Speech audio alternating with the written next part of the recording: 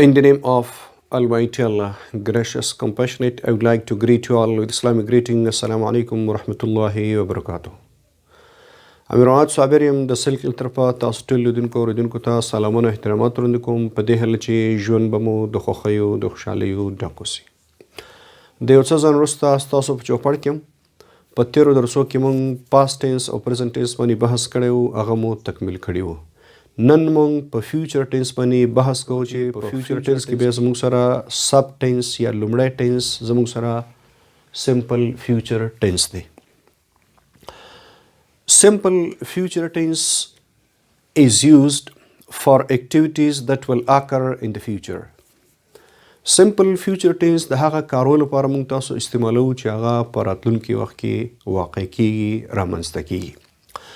دغه فیوچر کیدلی شي د اوس نه یو دقیقه وروسته وي، یو هفته وروسته وي، یو میاشت وروسته وي، کلونه وروسته وي، خو هر هغه کار چې په راتلونکي وخت کې منځته راځي هغه واقع کیږي، پیښیږي، د هغې دپاره موږ تاسو د سمپل فیوچر ټینس نه کار اخلو.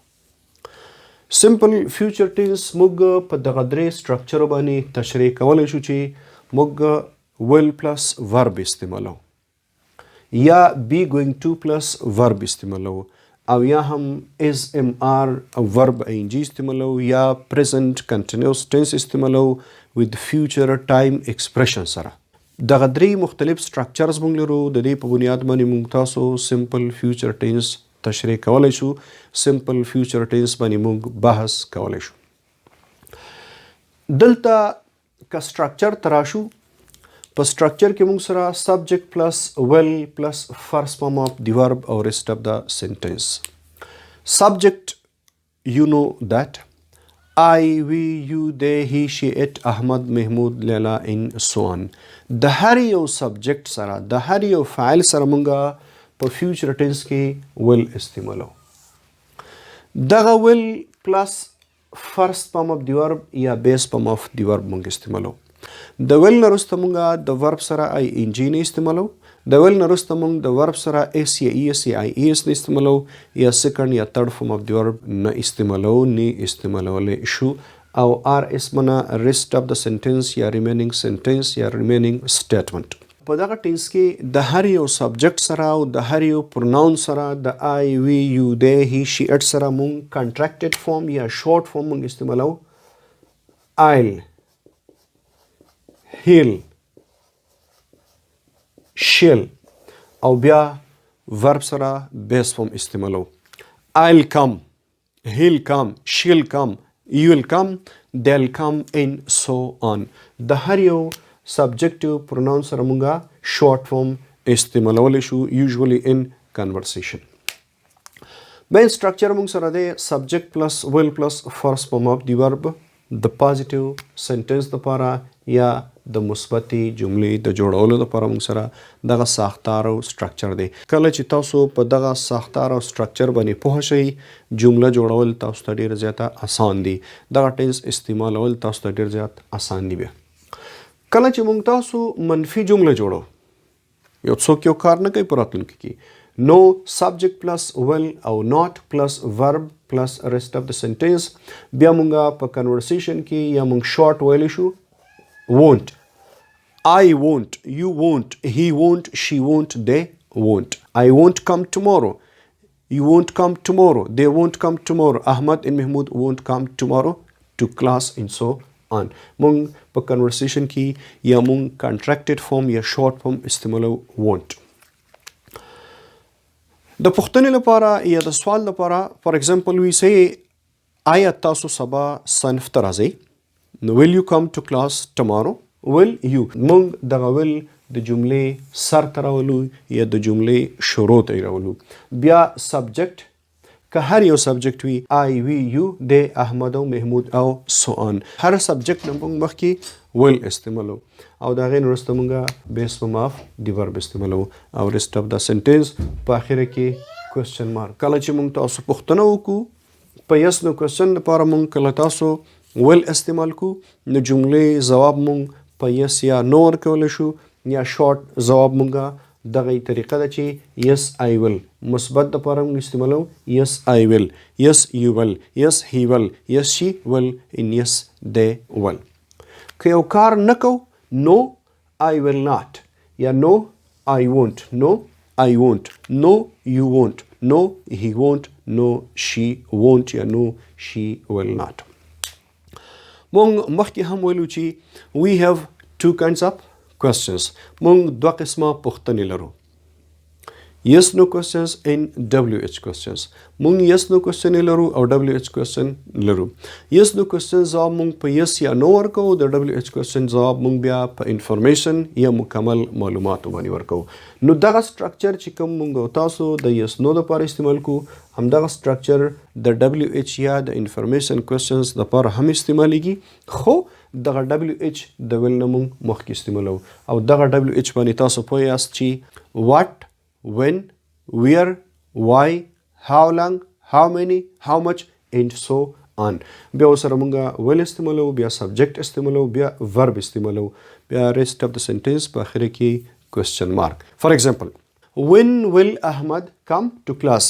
When is a WH. Will is a helping verb یا auxiliary verb. Is subject, Ahmad is a subject and come. When will Ahmad come to class? I say he will come to class tomorrow. He will come to class tomorrow. زموږ چینل سبسکرایب کړئ بیل آیکن پریس کړئ ترڅو زموږ د راتلونکو ویډیوګانو څخه باخبر اوسئ. The second structure which we have for future tense we have be going to plus verb. او تاسو ته دغه پته ده چې په دغه بي کې موږ څه لرو is am او are لرو.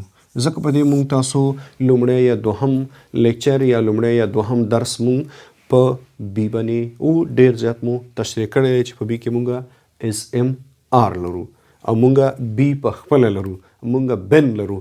تفصیل تاسو ته شوی دی په تیرو درسو کې تاسو هغه تعقیبولی شي. نو بي ګوینګ ټو دغه ګوینګ ټو دا یو ایکسپریشن دی مونږ تاسو سره او دا د فیوچر ټینس لپاره استعمالو. د دغه بي ګوینګ ټو نه چې وروسته مونږ تاسو کوم ورب استعمالو دغه ورب په بیس فارم اف دی ورب کې هغې سره به آی ان جي نه وي هغې سره به اس یا ای اس نه وي او د هغې سره به ای ډي یا سیکنډ او تھرډ فارم اف دی ورب به نه وي. دغه ورب چې مونږ استعمالو د دې مقصد دا دی چې دغه کوم کار راپېښیږي دا کوم ورب چې مونږ استعمالو کوم اکشن چې مونږ ښایو دغه کار به کیږي خو کله په راتلونکي وخت کې. فار ایگزامپل آی say احمد is going to play cricket. احمد به کرکټ وکي. احمد به کرکټ وکي. he is going to watch a movie tonight. نن شپه فلم ګوري.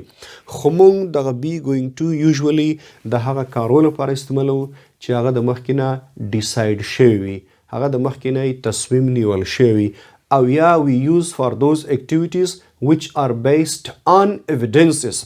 مونږ د هغه کارو لپاره استعمالو د هغه فیوچر ټینس لپاره استعمالو د هغه پروفیسي او د وړاندوینې لپاره استعمالو چې هغه په یو څه evidences په شواهدو باندې بنیاد وي. فار ایگزامپل you see someone ته یو څوک ویني he has a bat and ball and going to the ground.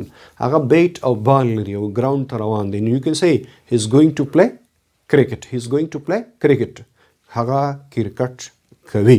یا د مثال په توګه چې ته په اتاق کې بهر ته راوځي چې وګورې توره تاریکه ده او ورېځې دي اسمان د وریځو ډک دی نو یو سی د کلاودز ته دغه وریځې ویني and on the basis of that evidences دغه شواهدو په بنیاد باندې دغه چې کومې ورځې ته په اسمان کې ویني د دې په بنیاد باندې ته ویلی شي چې it's going to rain. it's going to rain. rain is a verb here. دلته rain is a verb دی.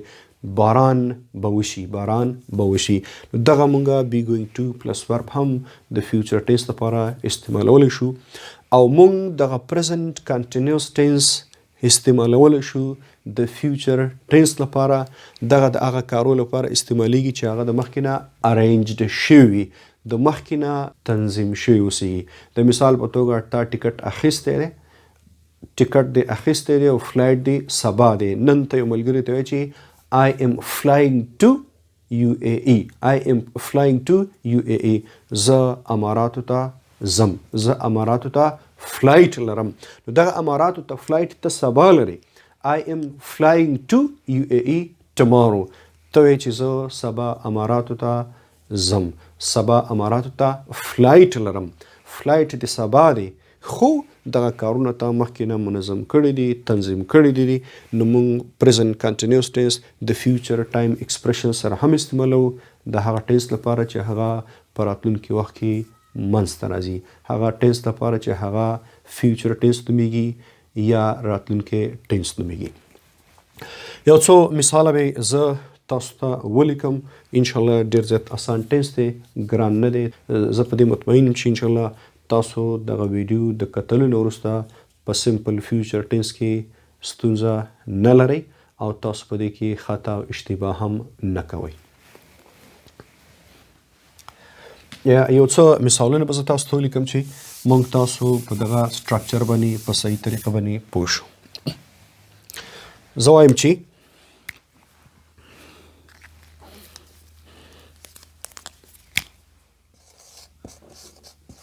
Ali will play cricket tomorrow. علي به سبا کرکټ کوي. نو موږ دا وویل چې موږ استعمالو څه شی؟ سبجیکټ. علي is a subject here. will is a modal auxiliary verb یا helping verb. will په بنیاد باندې موږ فیوچر ټینس جوړو او دا play د verb لومړی حالت دی او کرکټ tomorrow دې ته موږ وایو rest of the sentence. دا مو مثبته جمله ده. د دغه جملې نه که کله موږ تاسو سوالیه جوړو نو موږ ویلی شو چې will. موږ ویلو چې will به د جملې شروع ته راولو. نو will علي په ځای موږ تاسو he هم استعمالولی شو is a pronoun. will he play cricket tomorrow؟ که کوي نو ځواب به زموږ ستاسو دا وي چې yes he will. موږ وایو چې yes به استعمالو، بیا pronoun استعمالو، یا subject به استعمالو، بیا به will استعمالو. yes he will. که نه کوي نو موږ تاسو ویلی شو چې no he will not. no he will not. یا موږ ویلی شو چې no he won't. no he won't.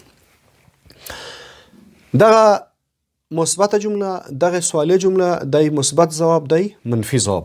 فار ایگزامپل یو څوک دی چې هغه سبا صنف ته نه راځي، مقصد مو دا دی چې منفي جمله ده. موږ وایو چې کامران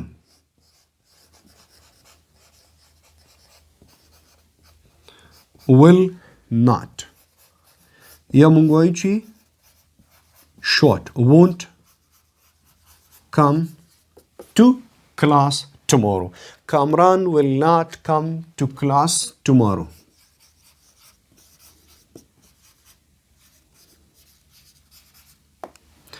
کامران به سبا صنف ته نه راځي. د مثال په توګه موږ اوس د دې دپاره پوښتنه کوو چې وای ولې نه راځي. why will کامران not come to class tomorrow. سبا کامران صنف ته ولې نه راځي. د وای باندې موږ پوښتنه وکړه WH. موږ وایو چې he will go to his cousin's marriage. he will go to his cousin's marriage. هغه سبا د خپل کاکا د زوی واده ته ځي. so that's why he will not come to class tomorrow. he will not come to class tomorrow. په دې امید سره چې انشاءالله تاسو په دغه ټیسټ باندې پوه شوي اوسئ. که کوم ځای کې ستونزه لرئ، پوښتنه لرئ، غوښتنه لرئ، نیوکه لرئ، وړاندیز او پیشنهاد لرئ، په کمنټ کې ولیکئ تر څو ستاسو د غوښتنې مطابق موږ راتلونکو ویډیوګانې جوړې او اماده کړو. د یو ښه ادبا د پرمختللي افغانستان په هیله تر بیا ښه وخت ښې چارې الله مو مل شه.